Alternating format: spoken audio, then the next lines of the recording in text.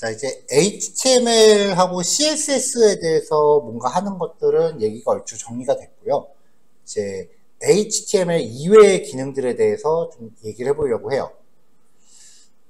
웹브라우저하고 직접적으로 연관되는 기능들이에요. 첫 번째는 이제 윈도우 내장 객체예요.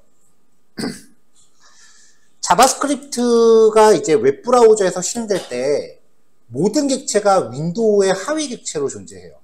이 말이 무슨 말이냐면은 우리가 document.querySelector라고 해서 많이 사용을 했었잖아요.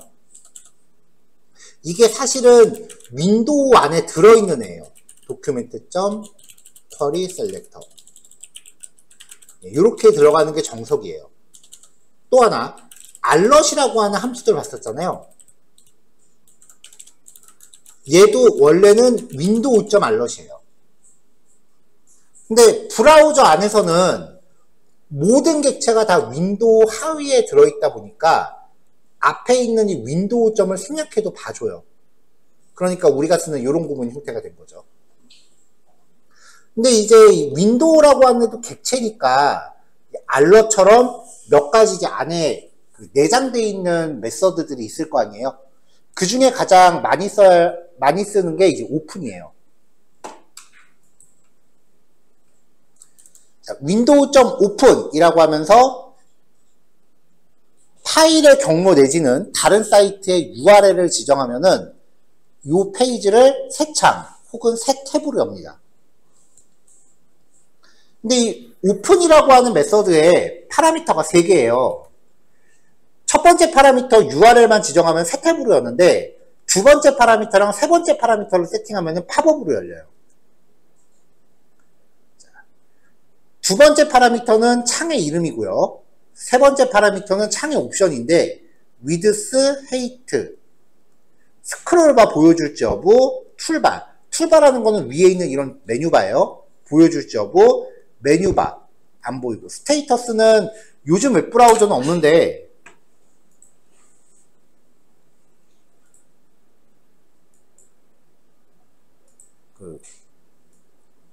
프로그램 같은 거 보면 이제 밑에 이렇게 정보가 나와 있는 바가 있는 경우 있거든요. 요거를 이제 스테이터스 바라고 해요. 얘를 숨겨라. 그리고 로케이션, 주소 표시줄 숨겨라. 위드스하고 헤이트를 제외하고는 그냥 다 고정값으로 노라고 지정하시면 돼요. 두 번째 있는 요 창 이름을 부여하지 않으면은 요 기능이 실행될 때마다 매번 새 팝업이 떠요. 근데 창 이름을 부여한 코드가 실행되면은 만약에 얘를 1000번 클릭해서 팝업이 떠 있다. 근데 얘를 또 클릭한다. 그러면 이미 떠 있는 팝업 창을 재사용해요. 이따 예제 보면은 구별될 거고요. 그다음에 이 옵션들 중에 주소 표시줄을 숨기는 옵션은 현재는 작동하지 않습니다. 왜냐면은 이걸 숨겨버리면은 피싱 사이트하고 구별이 안 가기 때문에 웹브라우저 개발사들이 담합해서 요 표준은 지원을 안 하기로 했어요.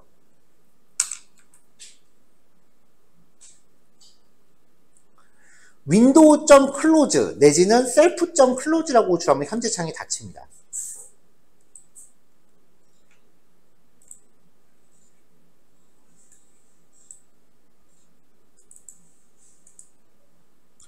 자, 관련된 예제 볼게요. 링크를 하나, 둘, 셋, 4개 넣고요. 각각의 링크에 클릭 이벤트를 지정을 했습니다. 첫 번째 링크를 걸면 링크니까 prevent 디폴트 걸어야죠. window.open이라고 해서 open.html이라는 파일을 열었어요. 이게 open.html인데요. 자, 얘는 이렇게 이제 단순한 텍스트 표시하고요. close라는 링크를 클릭했을 때 self.close 혹은 window.close를 실행해서 현재 창을 닫게 해요. 자, 그럼 여기서 실행하면 첫 번째 링크를 클릭하면은 open.html이 이렇게 새 창으로 뜹니다. 여기서 이거 클릭하면 self.close가 작동하죠? 창이 닫혀요. 별거 없죠? 자, 두 번째 링크를 클릭하면 팝업 창을 띄우는데 open.html을 팝업으로 띄우는데 창 이름이 없어요. 나머지 옵션은 300에 500으로 주고 나머지는 그냥 옵션들 다 복사 붙여넣기 한다고 생각을 하세요. 자, 윈도우.오픈에 대한 리턴 값을 받았는데요. 웹브라우저들이 팝업창 방지되어 있는 기능이 있는 경우 있잖아요. 팝업창 차단되어 있는 경우. 그래서 만약에 팝업창이 차단돼서 팝업이 안 열리면은 얘가 fails가 돼요. 그래서 얘가 fails면은 팝업 차단을 해제해 주세요 라고 메시지 뿌린 거고요. 그럼 얘가 true라는 말은 팝업이 잘 열렸다는 얘기죠. 거기다가 포커스를 줘서 팝업창이 그 화면 앞으로 나와 있게끔 해요. 가끔 팝업창 떴는데 팝업이 뒤로 숨는 애들 있어요. 자, 특이사항은 이 두 번째 파라미터 이름이 공백이라는 거예요. 열면 팝업이 띄웁니다. 근데 또 누르면은 새로운 팝업이 뜨는 거야. 팝업창에 이름이 없으면. 이렇게 해서 클릭할 때마다 매번 새로운 팝업창이 열리는 거죠. 이렇게요.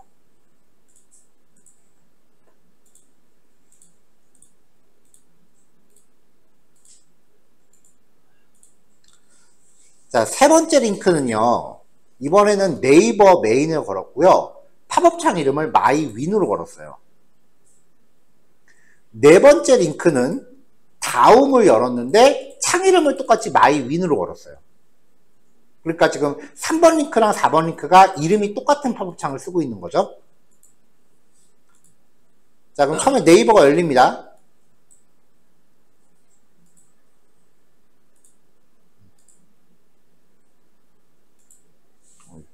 일로 뜨네, 얘네는. 자, 이렇게 네이버가 팝업으로 열려있는 상태에서 마지막 링크를 클릭하면은 이름이 똑같은 팝업으로 다음을 여는 거잖아요. 그럼 기존에 열려있는 팝업창이 재사용돼요. 창이 새로 뜨는 게 아니라 여기가 바뀌는 거죠. 그래서 목적에 따라서 사용하시면 돼요. 그래서 요즘은 그런 사이트 없는데 옛날 사이트가 이런 게 되게 많았어요.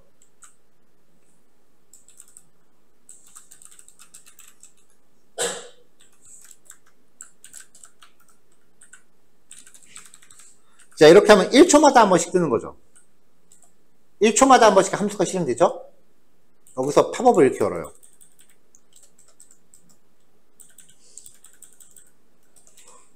이렇게 하면은 1초마다 한 번씩 팝업창이 열리는 거예요. 그래서 얘를 클릭하면 1초마다 팝업이 계속 열리는 거죠. 이거는 이 부모창을 닫기 전까지는 해결이 안 돼요.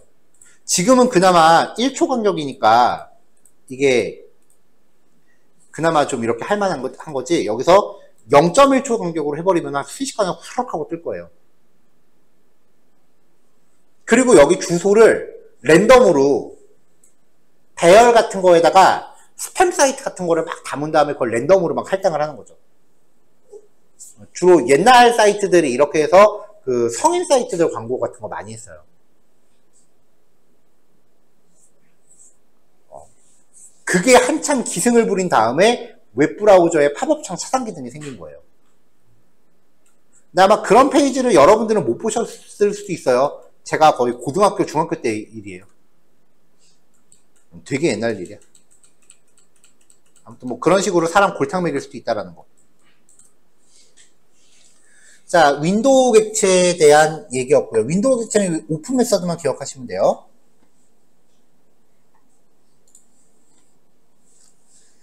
자, 그 다음에 이제 내비게이터라고 하는 객체가 있어요. 이건 완전히 프로그래밍적인 건데, 웹브라우저 자체가 갖고 있는 정보값을 변수로 갖고 있어요.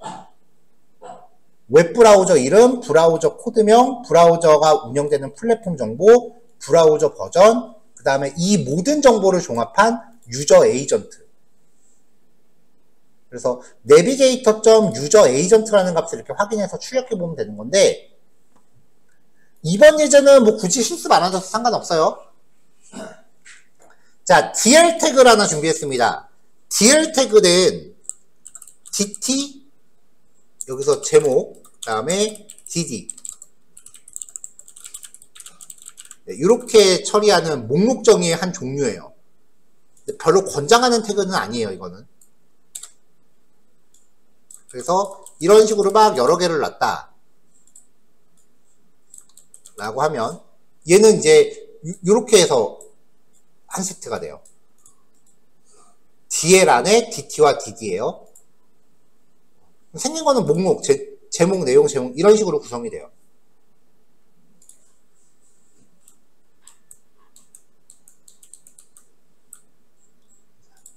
자, 여기다가 이제 DT 태그 스타일 좀 주고 DD 태그도 스타일 좀 줘서 여기 제목하고 내용이 형태를 좀 갖추게끔 했고요.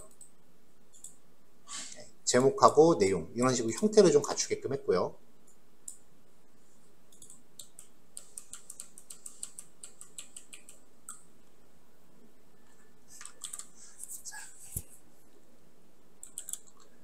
내비게이터 리스트를 객체로 가져온 다음에 이 안에서 DT 태그를 생성해서 제목 써주고 여기 추가, 여기다 추가, 그 다음에 DD 태그를 만들어서 내비게이터가 갖고 있는 이 프로퍼티의 내용이 뭔지 한번 직접 출력해서 확인해 보자는 예제예요.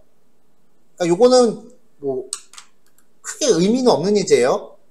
그래서 앱 네임, 앱 코드 네임, 플랫폼, 앱 버전, 마지막으로 유저 에이전트 이 값들을 확인해 보자는 거예요.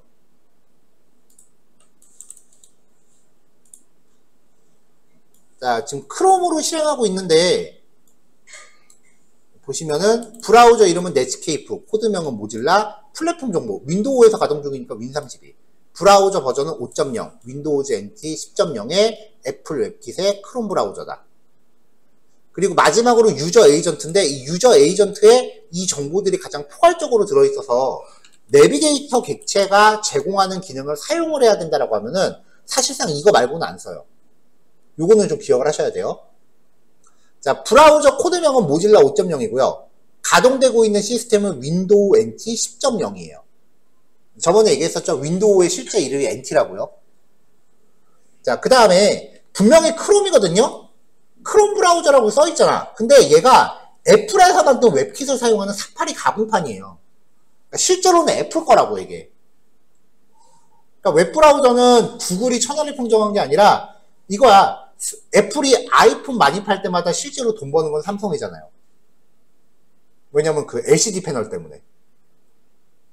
마찬가지야. 크롬 브라우저를 많이 쓸수록 뒤에서 웃는 건 얘네라고요.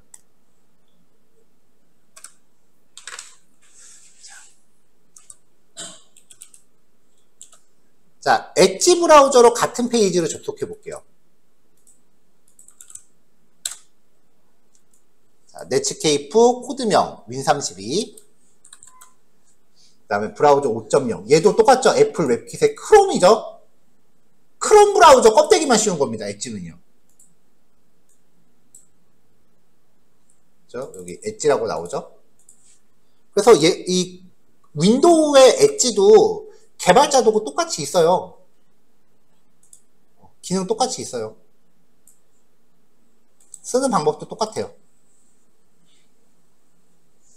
콘솔도 똑같고. 그래서 사실상 엣지를 쓰건 크롬을 쓰건 상관없습니다. 근데 크롬 브라우저가 개발자도 동작하는 게 조금 더 매끄러워요.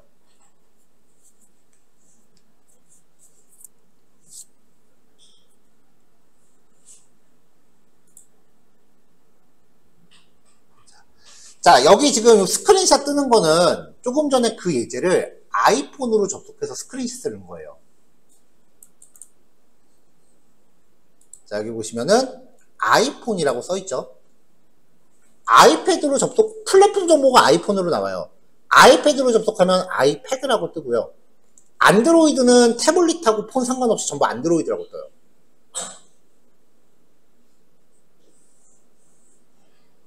얘는 지금 맥OS X에서 접속을, 맥에서 접속한 거구나. 아, 아이폰 맞네. 아, 내가 이거를 아이폰 에뮬레이터로 가져간 거구나. 오케이, 오케이. 자, 요는 이 유저 에이전트라는 값을 보면은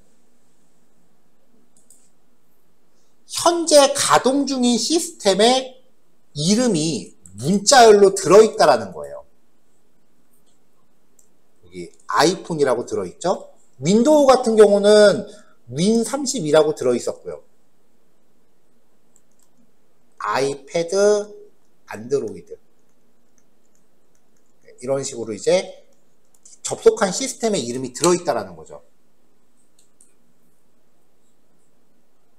자, 그래서 우리가 문자열 데이터에 대해서 인덱스 오브라는 메서드를 사용하면은 검사할 단어가 시작하는 위치를 알 수 있다고 했었어요. 근데 이게 마이너스 1보다 크면 어딘가에 포함이 돼 있는 거고 못 찾으면 마이너스 1이라 그랬죠. 그러니까 이런 식으로 조건문을 넣으면 내가 원하는 단어가 포함되어 있는지를 확인할 수 있다고요. 이걸 응용하면은 접속한 브라우저가 어떤 플랫폼에서 가동하는지 플랫폼 종류를 알 수 있어요.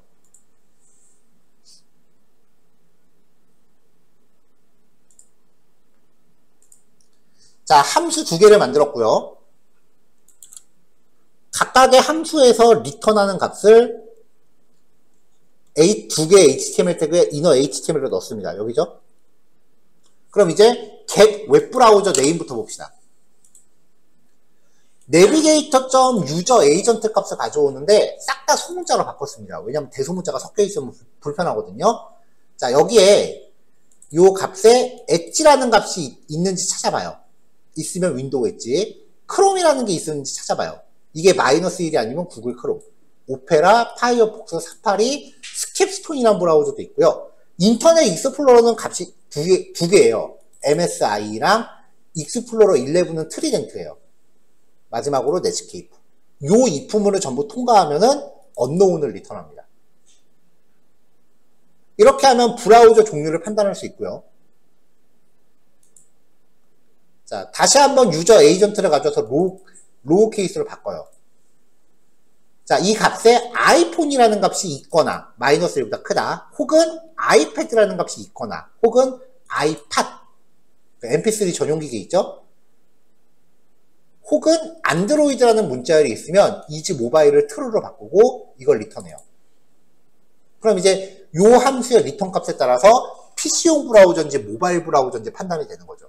이렇게 해서 접속하는 디바이스 종류에 따라서 다른 프로그램을 제시해야 되는 경우가 있어요. 그래서 브라우저 종류 크롬이고요. 얘는 fails라고 떴으니까 모바일은 아니다라는 의미가 되겠죠.